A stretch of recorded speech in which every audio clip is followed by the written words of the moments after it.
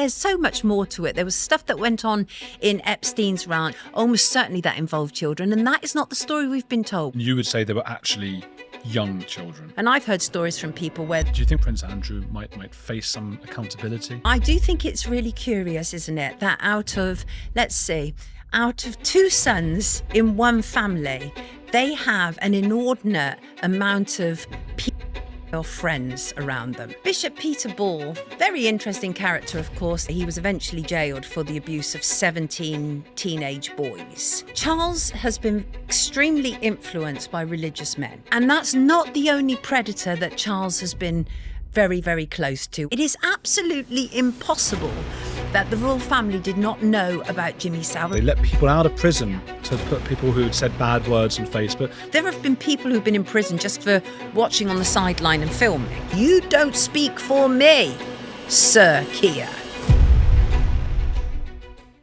Hello, fellow heretics. Thanks so much for watching this content. I couldn't do it without you. I just wanted to quickly ask you to please like and subscribe. I see that only a tiny percentage of my viewers are actually subscribed to the channel. Please click subscribe because it will boost this content to the rest of the world and will also help me to continue convincing the best guests to grace the heretics stage. Prince Andrew, what has he been up to? What's the latest crisis? Well, obviously, Andrew is a problem, isn't he, to the royal family? He's the problem child, or rather, he's the problem child that we know about. Yeah. So there's this whole thing, obviously, about Spygate. And what is interesting, I think, intriguing about it, is this is a man that now it's all coming out about this so-called Chinese spy. And they're very keen to distance him from this man. But what was curious was after the whole fallout with Emily Maitlis and all of that, they cancelled Andrew's big 60th birthday bash. But this man, this Chinese man, was there when Andrew's own family were not. So this man is somebody who's there at important engagements with Andrew and has been for a few years. But we're now being told, now that it's all kind of coming on top, we're now being told, oh, they're not really that friends. There's, and creating that distance as they always do. And so all the usual stuff, Andrew's not going to be taking part in the Christmas celebrations as normal, etc., etc. But, I think all they can ever do with Andrew is just try and reduce the problems, because he's always been problematic. And he's always been problematic because, like all the other royals, he was raised to be completely entitled. And he was always considered to be the Queen's favourite as well. And we knew that from a long time ago. And then obviously it was portrayed as such in The Crown as one example. But Andrew will always be a problem. He'll always be a problem. Why can't he just go and do an Edward? And that is kind of, bugger off and be quiet and not. But the problem is Andrew is greedy as well. Andrew is extremely greedy. And a lot of the research that's come out about him, like the mixing for business, because he was supposed to be, kind of ambassador, a trade envoy for us, but really was always about lining his own pockets, always. So the problem with Andrew is that he's not particularly bright, but he is greedy and he is entitled. So that is an absolute devastating combination, unfortunately. I would abolish the monarchy in a heartbeat if it was up to me. I would. It's really interesting because I've always felt this way. I've always been anti-establishment, and the royal family are absolutely at the top of the food chain in terms of the establishment. But I understood the attachment that people had to Queen Elizabeth II. I understood that. People who've grown up with her, and people were like, she's like my grandmother. Yeah, of course she is. But, because she's nothing at all like your grandmother. Trust me, she's really not. Your grandmother... She was like a blank slate. We all put what we projected, what we wanted. And that is exactly it, right? Yeah. Exactly. But your grandmother has, had her winter fuel allowance cut, and Queenie was wearing, crowns that would cover millions of winter fuel allowances. So no, she's nothing at all like it. But people did have a romantic image of her. And like you say, people projected that. But people don't feel that way about Charles. Not at all. The fallout from him having the affair with Camilla has never really been settled for a lot of people. That is the reality. A lot of people hold him responsible for the death of Diana. Always interesting, of course. Remember, a year before her crash, she said, my husband is planning a car crash for me. And she wrote that down a year before the crash in Paris. That's been sort of forgotten. Yes, it's been forgotten, but that's why I'm here, to just rejuvenate it again. This is why we love having you on, because and I think why Andrew is relevant, because you are so anti-establishment, anti the elite, and there's so much corruption within the elites that you've exposed just yourself, and it's extraordinary. Just on Andrew for a bit, then. What is this Chinese spy? For anyone who has just come across the story, do you even know? The truth is I think it's probably a situation that's been blown out of proportion. But then Andrew has many, many enemies in media. Again, people don't hold him with the same affection. People largely in newsrooms see him and Sarah Ferguson as just sort of grifty royal grifters, you know? They're always looking for something, aren't they? So tacky. And they are tacky, and they're perceived as creepy. The 50-year-old businessman, this Chinese person, Yang Tengbo, was barred from the UK in 2023 because authorities felt he was likely to pose a threat to national security. Mr. Yang was named after days of growing pressure from MPs demanding he should be identified. And that's a huge issue. This is Andrew Loney often covers this. He does the Freedom of Information things. Yes.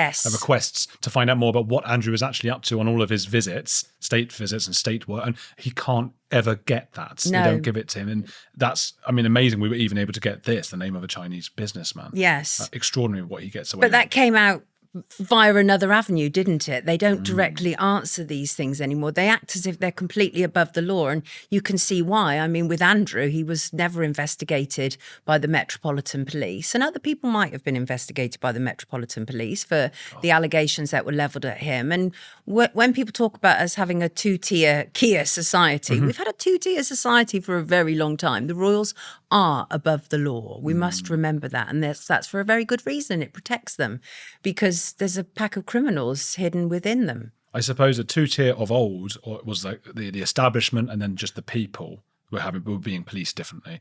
And now when people talk of two-tier Keir, for example, we're talking about maybe a sort of wokeness versus an anti-woke kind of thing. Yes, and also I think we also have to bear in mind with Keir Starmer is he has an absolute loathing of the working class.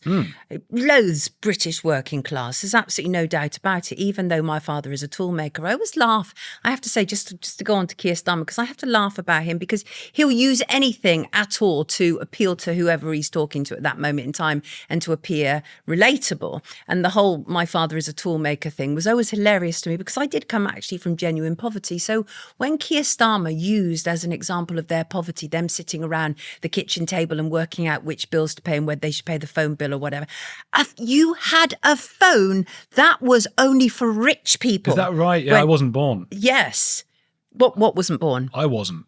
You weren't born. When phones were only for rich people, because I was born in 89. Oh, goodness. Oh, my gosh. Yeah. Phones were only ever for rich people. Absolutely. What decade are we talking about? Well, I was born in the 60s. So 60s, 70s, same era as Keir Starmer. You had to put your finger in it and go clockwise for each number. No, that was still for rich people. Right.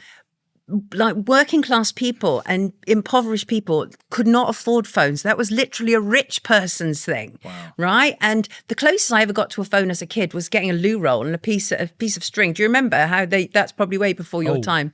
And you could actually do that at a distance and talk to somebody like down the street or something. I thought it was a cup, not a loo Yeah, well, roll. that you can use either, really. So, and I have, because we weren't rich enough to have a phone.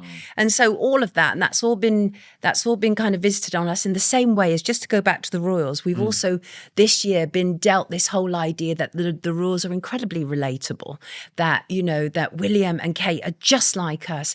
Well, Kate apparently now is getting an award for having had cancer, which Kate never had cancer. She had precancerous cells, we've been told recently now. Right? Now, for precancerous cells, you don't start having treatment, okay? So what on earth has been really going on? But what they've been doing all year is trying to make the royals much more relatable, because they know that they're losing the British people. They are losing the British people. I feel like they can't win, in a sense, and I don't know if that's a good or a bad thing, but there was this appeal recently to the woke, this kind of mental health. Oh, we're looking at mental health. We're doing all of look how relatable, as you say. But the very people who might support them the most might be more old-fashioned conservatives who they're now going to lose. Right. But I think they have. I think, were it not for how much money is used from the British taxpayers to bolster the royals on a constant basis, they wouldn't be able to, be self-sufficient. If it was down to them to raise their own money, they would not be able to survive in the splendor that they do. They can only do it because they have the media in their pay, because you have lots of media hacks who are desperate to be awarded something. So they don't want to upset the apple cart anyway. Me personally, I have no problem with it whatsoever. Even if I was ever offered an award of any kind, I would absolutely turn it down, because which I would never be, but the only reason that journalists get those kind of awards, MBE, OBE or CB or whatever it would be, is to become part of the establishment and to maintain the status quo. And I don't want to do that. I want to be part of helping the establishment to crumble and break down. Exposing them. Yeah, 100%, because they are there to be exposed. The level of corruption. I mean, that's what keeps me in a job, frankly, is the level of corruption that goes on within the establishment, all kinds of establishments, whether that's media establishment, the judiciary, financial establishment, religious establishment, or whatever it is.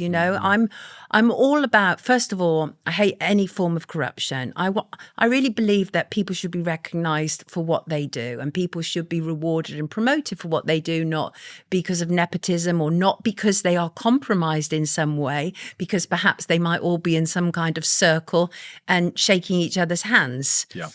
So I'm opposed to that. And to my dying day, I hope that I can remain opposed to it, really, because I think it's important to be. Do you think before that dying day, there's any chance that Prince Andrew might face some accountability? No. I mean, I really don't. And I doubt that he's the worst, but I do think it's really curious, isn't it, that out of two sons in one family, they have an inordinate amount of pedophile friends around them. Right? An inordinate amount. That gets us onto Charles, I think. That gets us onto Charles. Bishop Peter Ball, is it? Bishop Peter Ball. Very interesting character, of course. Now, Charles has been extremely influenced by religious men. Extremely influenced. And Bishop Peter Ball was the Bishop of Lewes and Gloucester. From the 70s, they knew he was a They knew it. And he received a caution in the 90s, finally. And after that caution, by the way, he was eventually jailed for the abuse of 17 teenage boys. Wow. But after receiving that caution, Charles sent him a letter saying how monstrously wrong, his words, it was that his Bishop Powell had received a caution. And then at the child abuse inquiry, monstrously wrong. Did Charles think he didn't do it? Did he believe him? Is that? I mean, I would imagine that Charles knew absolutely that he'd done it. But like I say, these people are not like us. They're not like us. They've lived a completely sort of encased, protected life where they've been able to get away with a lot. But what was fairly outrageous was at ICSA, the child abuse inquiry. Charles was actually called to testify about Bishop Ball, and everybody else had to go and testify. But what did Charles do? He sent in a several-page written response, so that the judge never got to examine him. Now, that's fairly outrageous because you're not accountable. So he has never been held accountable for his relationship with a predator. And that's not the only predator that Charles has been very, very close to. Obviously, Jimmy Savile is probably the most famous one, but it's not the only one. And we mustn't think it is. And so I do find it curious that it is impossible. I think I've said this before to you. It is impossible for prime ministers or royal members of the royal family not to be informed of the people around them. The secret services around them would know everything about the company they keep. It is absolutely impossible that the royal family did not know about Jimmy Savile, and it's impossible that Margaret Thatcher didn't know about Jimmy Savile. And so that says to me that they were perfectly happy to be in the company of a man who wasn't just a predator, but he was also a procurer of children for the British establishment. And he was also a necrophiliac. He had keys to a morgue and he'd go in and have sex with dead bodies. So did they know that? Well, I don't even know. I mean, it's enough, isn't it? The rest of it. And well, Epstein as well. I mean, Andrew Loney, I remember saying as well, Yes. they know that they'd scouted and the rest of the royals had looked into Epstein and they knew about his past and what he was up to. And Andrew went anyway. Yeah, it's impossible not to. And by the way, who travels across the Atlantic to go and break off a relationship, right? And that was Andrew's excuse, wasn't it, when he was then caught with him again after it started to come out about Epstein. And we still have not been told the story of Epstein. We've been led down a merry dance, and the story they want to tell us about Epstein, which they have successfully done, was that it was generally females of consenting age, or at least, 14, 15, 16 giving massages. But there's so much more to it. There was stuff that went on in Epstein's ranch. There was certainly stuff that went on at Epstein's island, almost certainly that involved children. And that is not the story we've been told. We've been told a story of girls who are earning a bit of extra money. Virginia Giuffre is exactly. 17 years old, maybe, was she? Yeah, exactly. So not even illegal in the UK, right? Yeah. And you would say they were actually young children. Yeah, there is every reason to believe that the real story has been hidden and will remain hidden because of the ties. And I think there's a lot of parallels that can be drawn between what was going on with Epstein and how much influence he had, and actually what's going on now with Diddy, with Sean Diddy Combs. I think there's a lot of parallels to be drawn, which I'd be happy to explore with you. But, it's the same old thing. And that is, these people are extremely well connected. So they cannot allow the full stories to come out, because if the full stories come out, that means all the people who are implicated are done for. They're done for. And there's several presidents, past and present, that were there repeatedly, sometimes with their own children. We can't overlook that. Epstein's influence obviously was tremendous. Royals, politicians, very famous people. And it just repeats over and over and over again. It's a cycle. And it's a cycle because we never get to the bottom of the real story. We are fed some half story, whether that's, Virginia Giuffre. She's done very well out of this, actually, extremely well. In what sense? In what sense? Financially, she's done brilliantly, hasn't she? Yeah. Obviously, the reported 12 million went to her.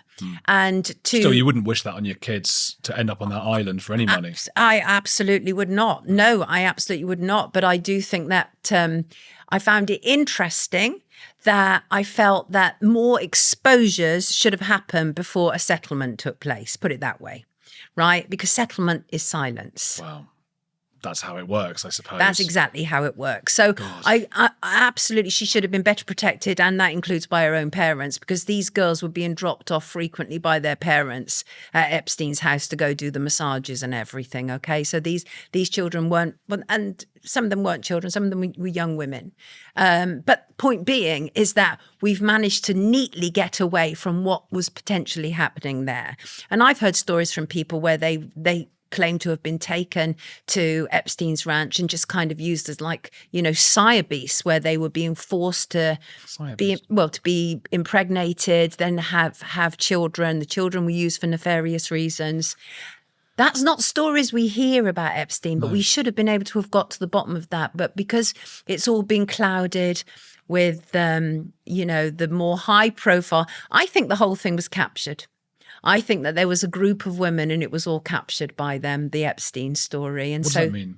It means that all our focus is on these women who were of above consenting age. And so while we see that he was probably a really unpleasant person, we don't get to the truth of what he really was and what he was doing. Oh my God. So it feels captured. Why has this story about Charles and Peter Ball come to the fore? I think one of the reasons is because we've had quite a lot of issues. Well, I mean, there's no new events regarding it, because Ball is dead, and obviously Charles is doing his very best to have everybody look every which way but at him and his associates. But I think one of the reasons it probably has is because we've now had this kind of resurgence of issues to do with the Archbishop and John Smythe and what has been going on there. And then people are looking at the associations of these people and who was supporting them. And there is obviously no doubt that Charles is the head of the Church of England, as one example. So obviously, any religious association that is now being exposed, well, then you have to question the royals' role in it as well.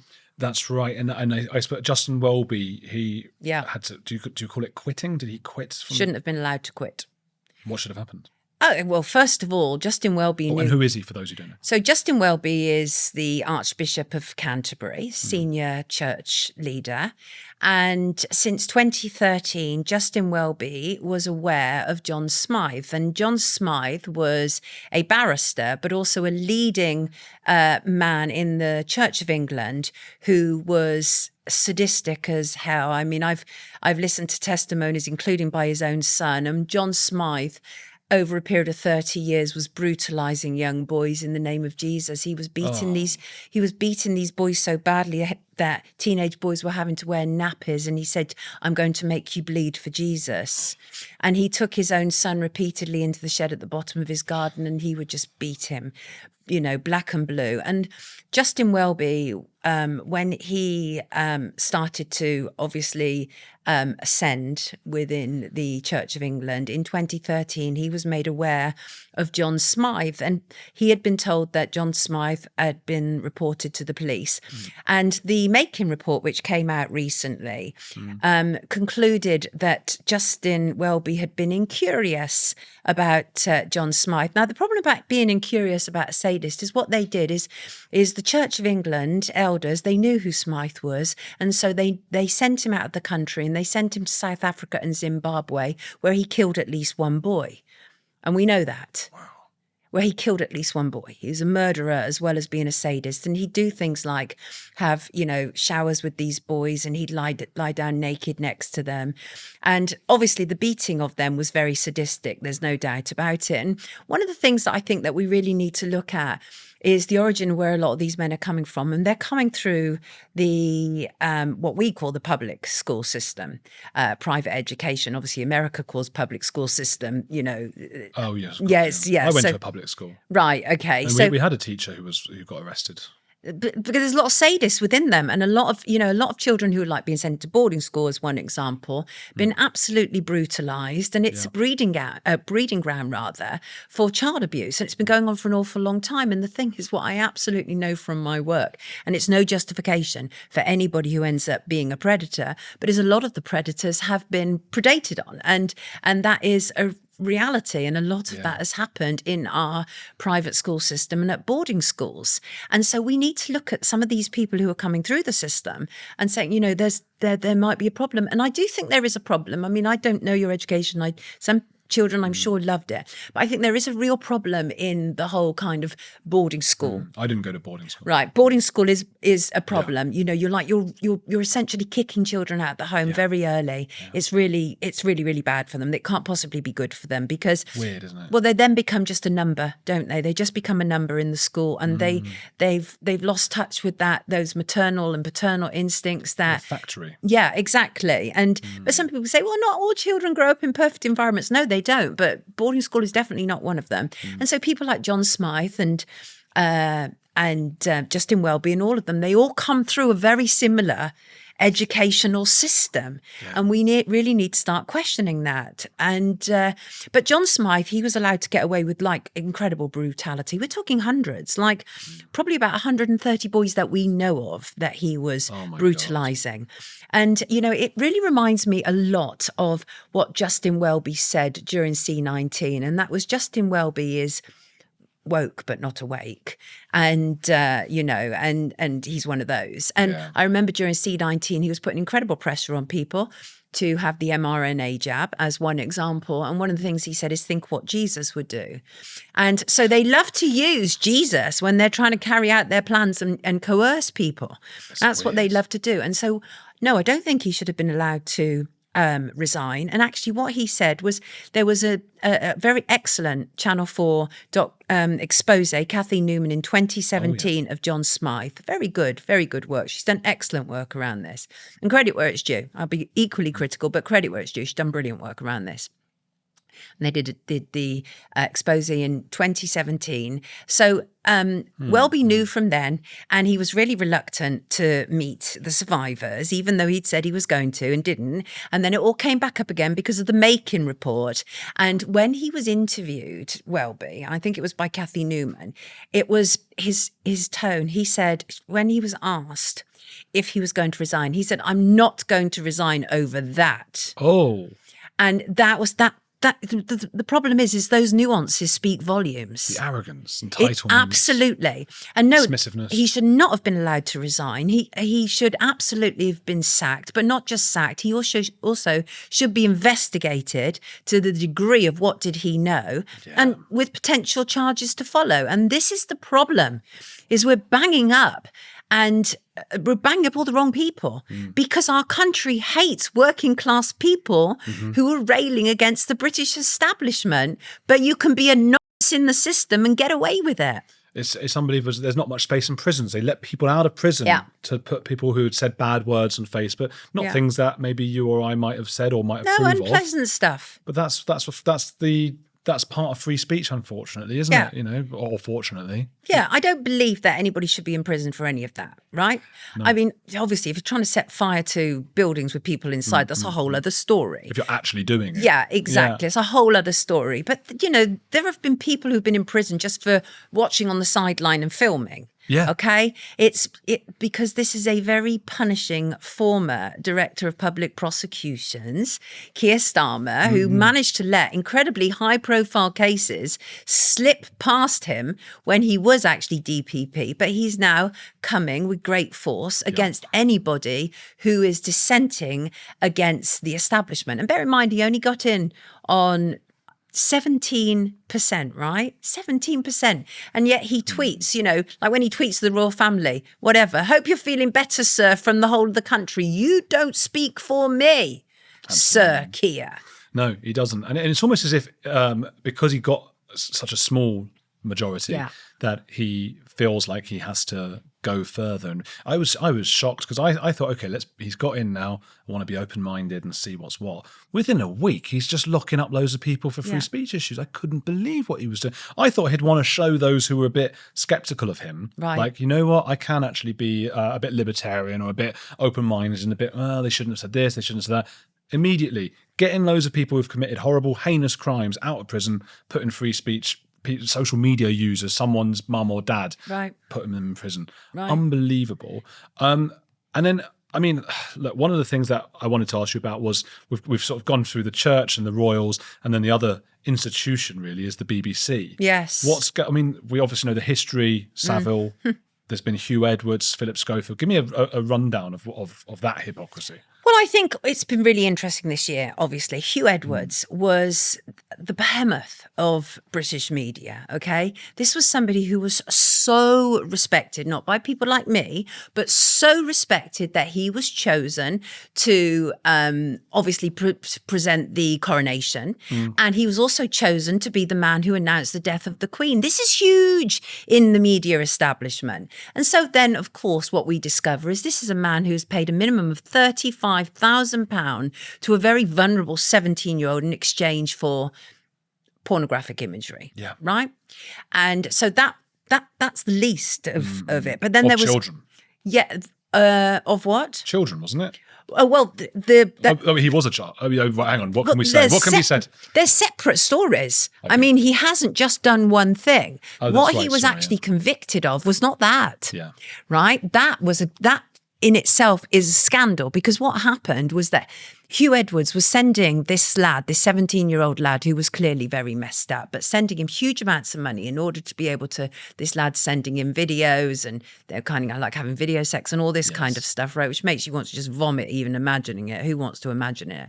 But there's so much about this story because the parents went to the BBC and complained, and the BBC dismissed it, which is why the parents were then forced to go to The Sun, which is what they did. But Hugh Edwards has been a problem at the BBC for a very long time. New people entering the newsroom were told, do not be funnier than him, do not be smarter than him. This is what people were told, new journalists entering the newsroom at the BBC, that they couldn't be funnier or smarter than Hugh Edwards. That should already tell you there's a problem. Yeah. Right? And it reminds me of Philip Schofield in one respect. Obviously, Philip Schofield was on a competing broadcaster, ITV. And Philip Schofield was busted for having a quote unquote relationship with a young runner on the show. And the reason I go quote unquote relationship, because I don't know really how old that lad was when their relationship started. So I'm not going to necessarily apply the word relationship, because relationship suggests consensual. Yes. And if that lad was not of consensual age, then it wasn't consensual, and therefore it wasn't a relationship. So I'm always going to say quote unquote until somebody fesses up at ITV and tells the truth, because the inquiry was a whitewash. In fact, Andrew, on the day that I last sat down with you was the day that the Philip Schofield inquiry was released. And I remember it because when I got home, I ended up getting up early because I'd worked at ITV and on This Morning for an awful long time. And I was getting calls from people I worked with at ITV saying it's a whitewash. They wouldn't talk to us. They don't want to know the truth about what happened. And nobody is going to tell the truth of how old he was when Philip first met the lad. Right? So that was what was going on. That was literally like a year ago. I think he's even changed, Philip, what age the kid was when he was It's met him. changed. When this relationship started. It's fluctuated. 1 minute it was 18, then it was 21. Because if it was 18 and they met beforehand, the kid would have been too young. He met him at a school when he was doing a speech at the school. Right. This is a little kid. Well, you've got to bear in mind that Philip's brother was convicted and imprisoned for being a paedophile. But does that run in the family? Is that well, a thing? no, I'm not suggesting that. And it would be unfair to say that, wouldn't it? Because But the story did come out right after. It was like we heard that one and then the other one was. Yes. So maybe there is some sort of link. I understand it's unfair to assume it. It is. But maybe there's some sort of childhood adversity that makes you prone to these things. Could well be. Could well be. But the thing is obviously defamation laws are such that because we don't know the truth about Philip Schofield, but what we do know is ITV have covered it up. We do know that they have not allowed the full story to come out. And I think it's very interesting now that the main man behind it, Martin Frizzell, Fiona Phillips' husband, is now leaving ITV. Finally. And we're talking, in the most recent incarnation of ITV, he's been there for 10 years. Yeah. And that man knows a lot of secrets. He was the one who launched the Madeleine McCann narrative, Martin Frizzell. He launched the Madeleine McCann narrative that she had been abducted on the 4th of May, right? Martin. We should clarify, because we spoke about this last time. Because we did. You believe that she was killed by or an accident by the parents? I believe that an accident took place, and I believe that she was never abducted, and that I believe that the Portuguese police files are correct, and that is she likely fell down off the sofa onto the concrete floor, likely cracked her head and died behind the sofa. And that was why the cadaver and blood dogs came in and sniffed. And I think it was 15 out of 19 alleles, which corresponded with Madeleine's DNA, which is high. It's a high count. And nobody else had died in that apartment before because they'd done a history of it as well. So it's highly likely she died in that apartment. But the reason that I make that connection there between Martin Frizzell and Philip Schofield is because on the day after Madeleine had been reported missing, which was the 3rd of May, on the 4th of May, Martin Frizzell was the editor of the breakfast show that preceded Good Morning Britain on ITV, and Fiona Phillips hosted it, and he was the editor. And he allowed one of the McCann's good friends to come on live on this breakfast show and say, child went missing last night in Portugal. Now, that just never happens. Everything obviously is unprecedented to do with Madeleine McCann. But Martin Frizzell solidified that story in the mind of the nation, that the narrative was that a child had gone missing in Portugal. So that's Martin Frizzell. And Martin Frizzell was also essentially Philip Schofield's handler. right, for want of a better description. They were thick as thieves. I find it absolutely impossible that Martin Frizzell was not aware of what was going on, because I used to go into This Morning regularly as a talking head, and I saw this lad around there a lot, right? And what I didn't understand was, for a runner, he seemed to be able to go everywhere, including to award ceremonies, and go on the stage with them. This was unheard of. But I didn't realise what was going on. So I was only in and out as a talking head. But if you're the editor, right, or you're the co-host, the best mate, Holly Willoughby, I find it impossible to believe they didn't know what was going on. Find it impossible. So I find all of this interesting, what is taking place, because I'm watching the media establishment crumbling. And the whole issue, going back to Hugh Edwards, is very interesting, because he was revered, and he was only revered because he was protected. And so then what we then learnt about him after the 17-year-old, then we discovered that he had been involved in what they call making images. And I really object to the expression child. This is not child pornography. This is child sexual abuse images. Child pornography re-sexualizes these children, and I really object to it. It implies consent, doesn't it? It does imply, exactly, or some sort of titillation, right, as opposed to just straight out abuse. And so obviously that was all wrong. And what we have learnt from what we know, because again, the full story of Hugh Edwards has not come out, but from what we know and what he was charged and convicted with was having these images, and some of them were category A. Now, category A is the most serious images that you can possibly have. And we are talking, obviously, about, I don't know how much I can actually say here, and I don't want to be graphic. Sure. I'm going to be People careful. Can imagine, can't they? Yeah, Just the worst exactly. Thing you can imagine. It is the absolute worst thing, including snuffing them out. Okay. Oh, wow. And so that may have been included among those could images. Fuck's sake.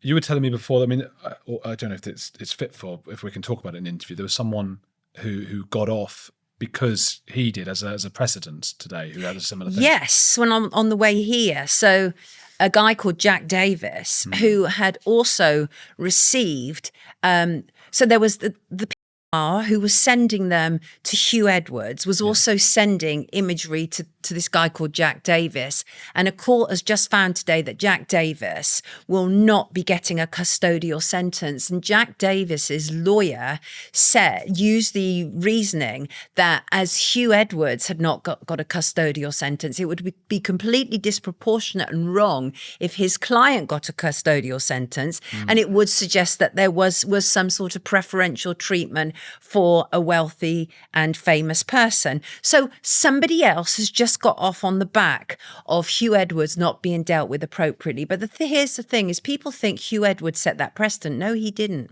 For a very long time, we're talking probably at least 10 years that I know of, Andrew, at least, they have not been having custodial sentences for people who download child abuse images. That's mad. 8 out of 10 people who download child abuse images do not get custodial sentences. And when I asked a judge why this was, he told me very clearly, and that is the judiciary do not consider these people pedophiles and therefore not a danger to children. Unbelievable. What does that even mean, that they're not those? I mean, is that Well, they're ridiculous? the market. Without them, there would be no market. No, exactly. Oh. So, of course, they have to be, to me, they have to be held exactly responsible as any pedophile. Yeah, I think so. Although legally, we actually can't call them pedophiles because they've not been convicted of pedophilia. Yeah, not just that, I'm going to have to censor out that word because YouTube doesn't allow it. That's how mad this is. It's absolutely mad. I know. It's absolutely insane. And people blame me. Please don't, everyone, because we have to, or YouTube won't allow it. They'll take it down. What's the point in Sonia coming down here?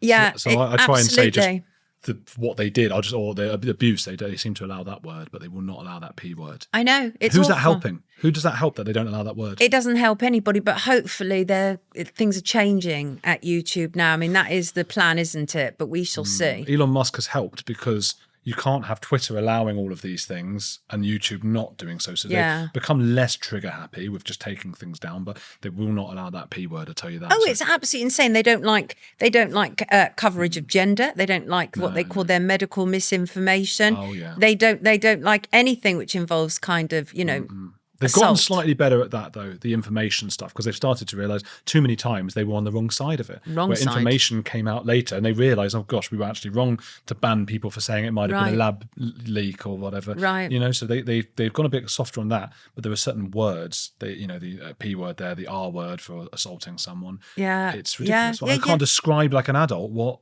actually happened. So it's ridiculous. I'm hearing people on YouTube using the word graped. oh, for God's sake. I Well, I mean- say PDF file. You know, It's ridiculous. it's mad. Absolutely And I ridiculous. hate it, but it's what we have to do. But going back to that, the child, you know, and people not going to prison for that, that's mad. And even when they did, even those who have actually, you know, physically done it, it's like a couple of years, isn't it? People have gone to prison. That fella who unfortunately took his own life in prison, he said some hurty words. Peter Lynch. Wasn't that like 3 years he had? Yeah. Peter Lynch. Yeah, and he was holding up the board, wasn't he? Like down with WEF, down with bankers and everything. Yeah. And it's like, oh God, he's so bad. I mean, it's absolutely obscene. It's so unjust. There was what's not taken one place there. normal person in this entire country of, 60, 70 million people or something. There's not one person who thinks there should be a longer sentence for the guy who says bad words than Right. for somebody who has either attacked a child or watched images of that Right. happening to a child. Right. No, 100%. And Who's this for? Well, Yeah. the problem is that the take-home message is that you have immunity to watch abusive imagery of children. That's it. And so we've left children completely vulnerable and unprotected. And it's no wonder why you have, you know, vigilantes or these kind of, you know, pea hunters, because people are sick and tired of the judiciary and law absolutely failing children. And it just continues. It absolutely continues. And that's why I do what I do, Andrew, because we can't allow these people to keep getting away with it. And I'm so sick and tired of allowing people to die off before we take any action towards them. But I do think 2024 has actually been quite a phenomenal year in terms of breaking down the establishment. Go on. And well, I think another person I think of interest, of great interest, is Mohammed Al-Fayed as well. Oh, yeah. Well, he was already gone, though, by the time it all came out. Right, exactly. But the thing is that again, he was exposed again years ago. But he was sending beautiful Harrods hampers to the Metropolitan Police. Oh, for God's sake. They were compromised. They were.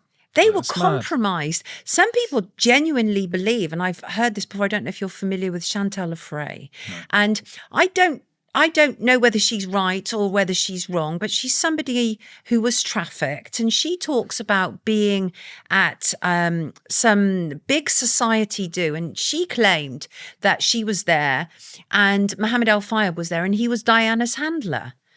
You know, I think there's a lot that we don't know. What I do know is Mohammed Al-Fayed wasn't the anti-establishment man they wanted us to believe he was. Interesting. He wasn't. And then, I mean, we were talking about TV, BBC, ITV, all these TV channels. Is there reason to believe that abuse still goes on, that there are real wrong-uns at the top of these places? Yes, of course.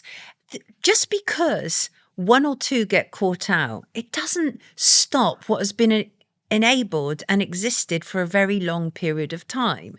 And I think that there are a lot of predators. We see it bit by bit. It's coming out. One of the messages, as a former music journalist, one of the messages that I really want to convey to people is we need to stop worshipping anybody who's famous, right? Because that makes us incredibly vulnerable. And the problem is that what we hear often is parents are so, you know, in awe and starstruck that they hand their children over. Michael Jackson. Yeah, I mean... Who, by the way, when I mention that, I get a lot from my own audience going, oh, it never happened, he didn't do it. What we do know is kids were sharing beds with Michael Jackson. Well, you see, here's the thing. I don't actually necessarily think Michael Jackson is guilty of what he's been charged. A lot of people don't. Right, well, but whatever he's guilty of or not, that he shouldn't should have been never happening. have been allowed to sleep in a bed with a child. Ever. And that again is a perfect example, isn't it? These, you know, quite impoverished people and like, oh, you know, this is awesome and starstruck. And so, yeah, that's absolutely mad. There's a very good documentary, I think it's called Foursquare, which actually breaks down how Michael Jackson was set up in some respects as well. Well, he was mentally ill, wasn't he? I mean, well, you can't lead that kind of life. And as a music journalist, I see how messed up a lot of people are anyway, but to have been brutalised like he was by his father and taught such self-hatred so that he would distort his face in such a way and still deny it happened. You know, this is a lot of self-loathing. So he wasn't like us. And I say this a lot, but I really want to convey this message repeatedly, that you have to stop seeing people who are rich, famous, or, you know, politicians or royalty. They're not saintly. Just because they're these things, it doesn't make them saintly and it doesn't make them pure. In fact, they've been getting away with it for a long time on that basis. And so I think we had to start taking responsibility. And as parents, we have to take responsibility, because some of the things that we often hear is that these parties where a lot of this abuse takes place is made up of very young people, primarily females, oftentimes 14-year-olds, 15-year-olds, right? And it's no good us keep coming back 20 years later and saying this shouldn't have happened. Those children shouldn't have been there in the first place, and somebody has to be held responsible for that.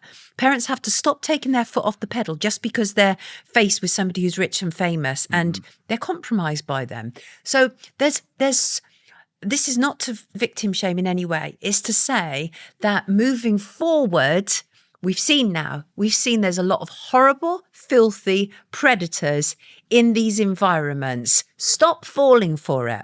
Stop falling for the R. Kelly trick. But you know what? People will. They'll continue to, because people are so in awe of fame. Yeah. And they are taught that now, of course. A lot of young people, the only thing they want to be is an influencer or want to be famous. And again, we've got some work to do in our society. We really do. And there's famous for doing nothing, isn't there? But then there's also, I'm almost as annoyed by the actors, because I feel like I've said this before, I think, but if an alien came down now and was like looking at our society, one of the weirdest things they'd look at would be like, why are you venerating those? I understand sports athletes. They're amazing. These guys, the Olympics and all that. The actors, it's quite a good thing. And you get some of them who admit that. You know, Anthony Hopkins, I've heard say this, Colin Firth, I've heard them say, I go on stage and I say a bunch of lines. And I'm sure it's more complicated than that. But some of them, the way they just believe in their own hype. You're an empty coffee cup. I'm more impressed by the writers.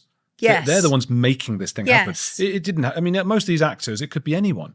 Some of them are made. Daniel Day-Lewis, good, fine, whatever.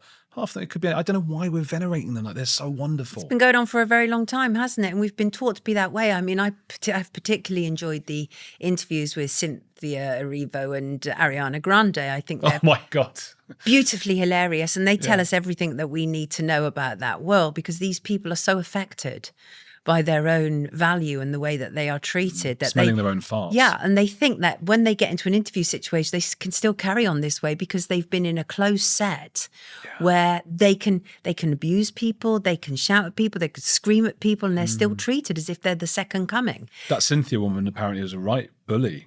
Horrible. She's an idiot. Did you not see what she did when she's just pathetically ridiculous. Someone had made a trailer for her, fan fiction. So what they did, right, obviously that kind of fan account, they took the original Wicked poster and they based the current poster of Ariana and Cynthia on the old one. It was a tribute. Beautiful and Cynthia was like, I've been erased, and it's like because it didn't show her eyes, because the original didn't. The witch had the hat over. Absolutely ridiculous. Tried to make it a race thing, I think. Yeah, absolutely How ridiculous. Pathetic. There are people with real problems in the world. People with real problems. Look what Chris Rock said. I always quote him. I think it's absolutely brilliant. He said there are real victims in this world, but the emergency room is full of people with paper cuts. That's brilliant. That's brilliant.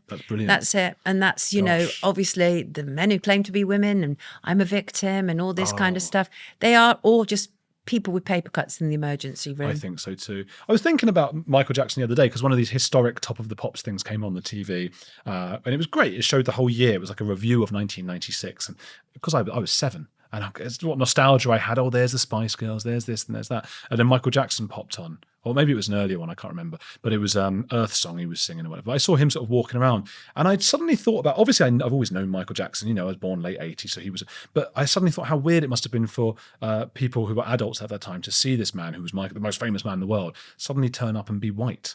And how bizarre that is. Just what a bizarre thing that is. Yeah. But anyway, on the music situation, obviously as a music journalist, what's your thoughts on or inside information on Diddy? How many people are implicated here?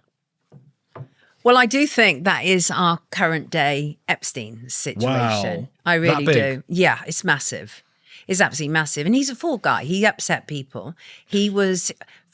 So I met him several times. I was a hip-hop journalist. I went to his home. I've been to bad boy offices. And actually, let me just recount this for you. So the first time I met him was in London when I was interviewing the Notorious Big, who was obviously one of his artists. And they invited me to a party.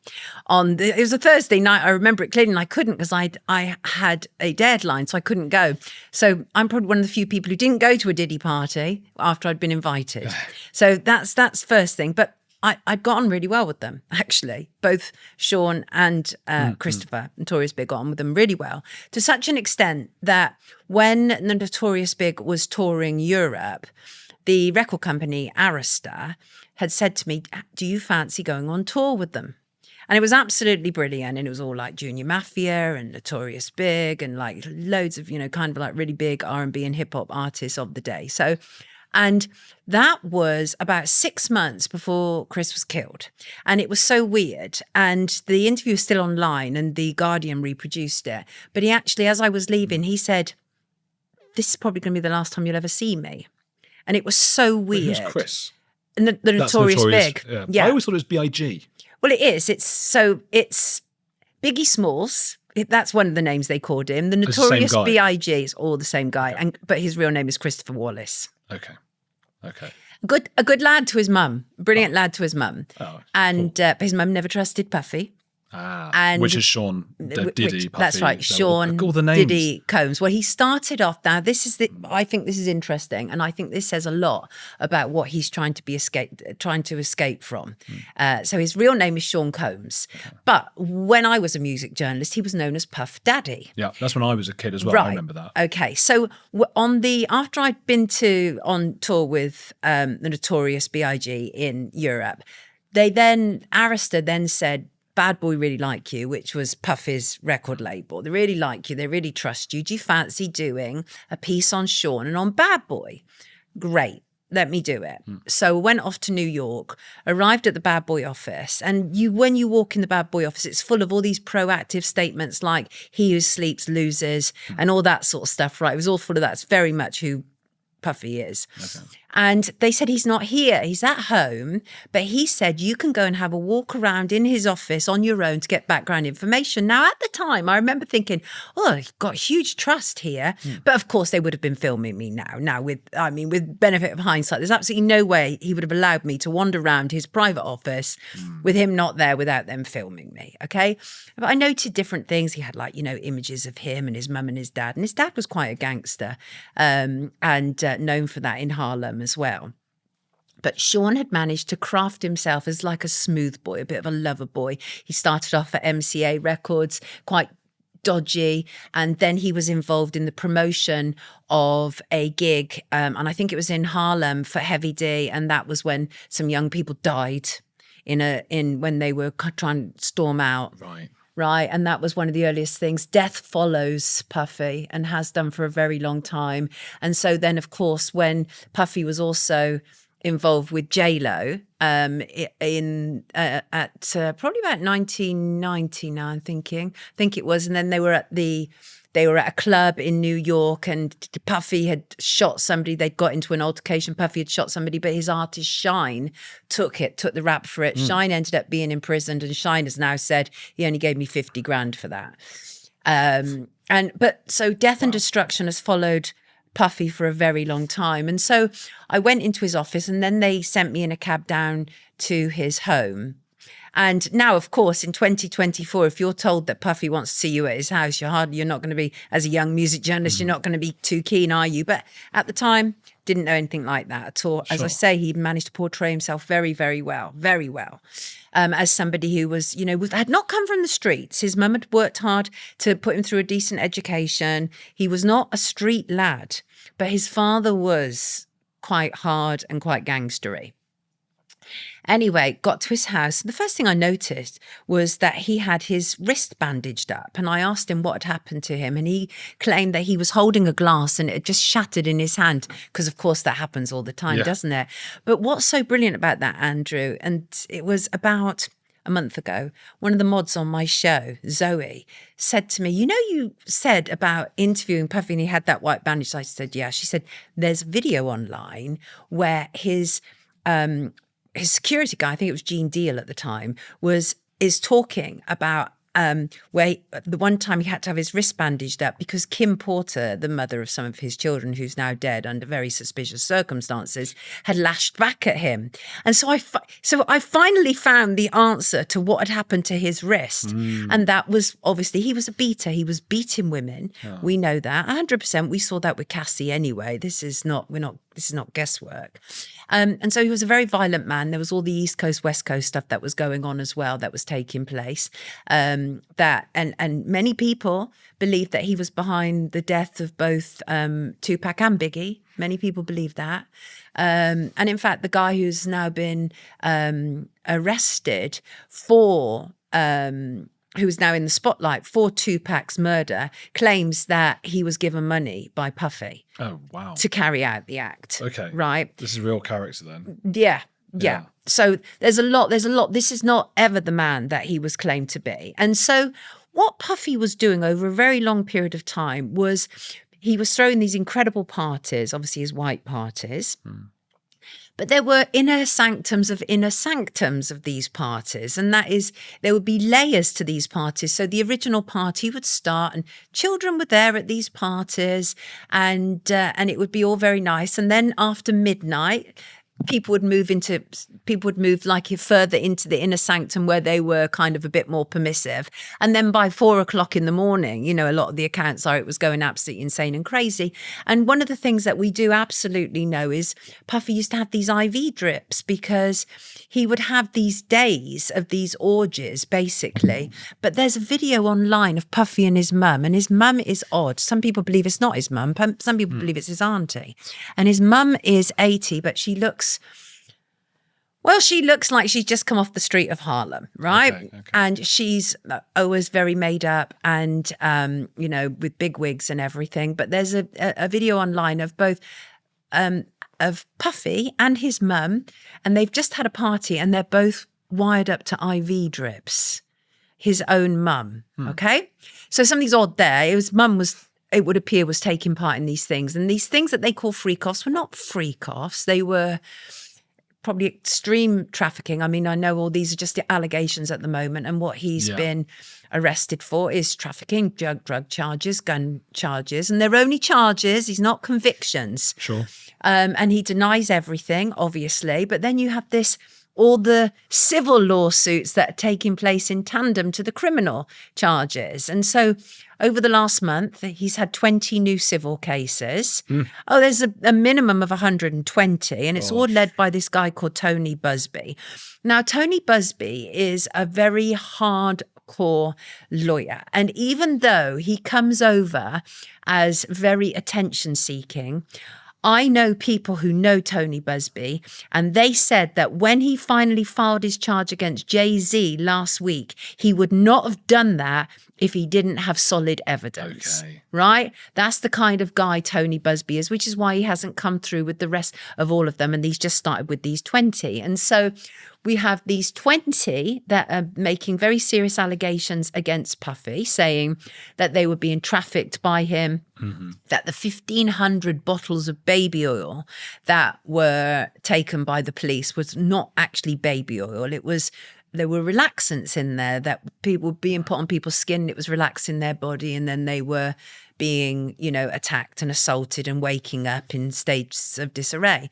And part of the problem for this, Andrew, is that there's been such an issue for gay men, and particularly black gay men. It's been a no-no, and I knew that in hip-hop. I actually, in the 90s, I remember writing a piece about how a lot of black men were having to hide the fact that they were gay because it was frowned upon hugely. You couldn't be a gangster rapper and be gay. So that's part of the problem, that some gay men were forced underground. But it is also a problem that amongst decent gay men, there are also these predators who have mingled them. I'm sure that reminds you of something else. It's like going under an umbrella, right? And everybody coming together under one sort of umbrella, and you get bad people hidden amongst that. And so these allegations are that people were being given drinks that contained all manner of sedatives, and they were waking up and they'd been abused, and, you know, women were put on tables and people were eating food off of them, and children were on tables to be selected by the party goers. Oh my God. These are all the allegations that are taking place. Now, you've got to bear in mind who were at these white parties. Incredibly famous people. What does white party mean? Well, that's what you used to call it, because they all used to dress in white. Oh, I see. Right? They also used to dress in white in the Hamptons, and that was part of it. And that was so Jay-Z. Jay-Z actually wasn't as big a party goer at the white parties as, say, somebody like an Ashton Kutcher, for example. Why is he always popping up? Ashton Kutcher, I didn't know that. It's so curious, isn't it? God. And do you remember when Ashton Kutcher and Mila Kunis, they did that whole big thing, didn't they? About Danny Masterson. That's right, absolutely. For anyone who doesn't know, that's the Scientologist Danny Masterson, who was with Ashton Kutcher in that 70s show, the sitcom. And that was my old field. I did all the Scientology stuff, and that was mad when that came out. And they came out and basically defended him. Yeah.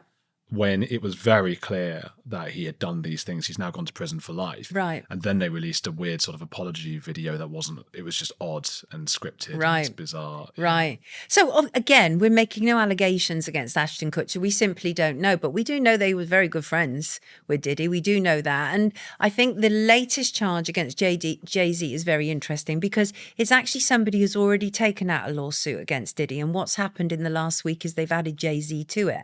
Oh. And so my contact, when I said that looks iffy, that they've now added it, and that's when I ended up having the conversation about Tony Busby, because my contact said no.